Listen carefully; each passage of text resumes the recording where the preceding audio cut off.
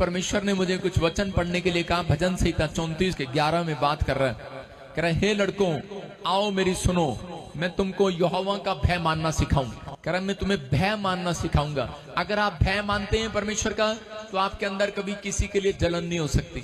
अगर आप भय मानते हैं तो आप किसी की बुराई नहीं कर सकते। अगर आप भय मानते हैं तो आप किसी के बारे में निंदा चुगली नहीं कर सकते। परमेश्वर का आत्मा करें तो आप झूठ नहीं बोल सकते, आप गाली नहीं दे सकते, आप शराब नहीं पी सकते। अगर आप परमेश्वर का भय मानते हैं आप किसी लड़की की ओर करा नजर नहीं उठा सकते। आप समझ रहे हैं कि नहीं? शराब जो आपने छोड़ दी तो आप उसकी ओर दोबारा नहीं जा सकते।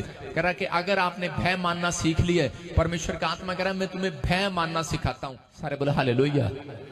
लोग कहते रहे, कुछ कुछ कहते रहे, लेकिन यीशु मसीह सहता रहा। उसके कीलें ठुकती गई, वो सहन करता रहा। उसके मुंह पे थूका गया, वो सहता रहा। उसको कोड़े लगते रहे, वो सहता रहा।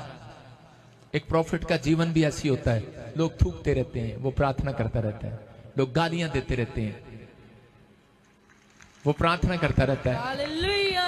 इसलिए वो कह रहा आओ मैं तुम्हें भय मानना सिखाता हूं।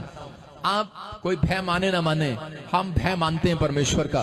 लिखा है कौन मनुष्य है जो जीवन की इच्छा रखता है और लंबी आयु चाहता है और भलाई देखना चाहता है।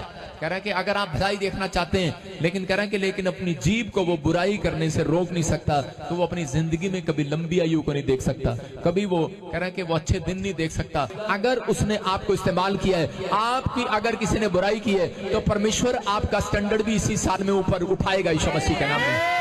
याद रखना, अगर परमेश्वर आपको इस्तेमाल कर रहा है तो पवित्र आत्मा कह रहा है, कहता है मैंने मेरे काम करने के लिए अगर आप सही ढंग से जा रहे हैं तो चिंता न करें, चुप रहें, परमेश्वर जवाब देगा यीशु मसीह के नाम।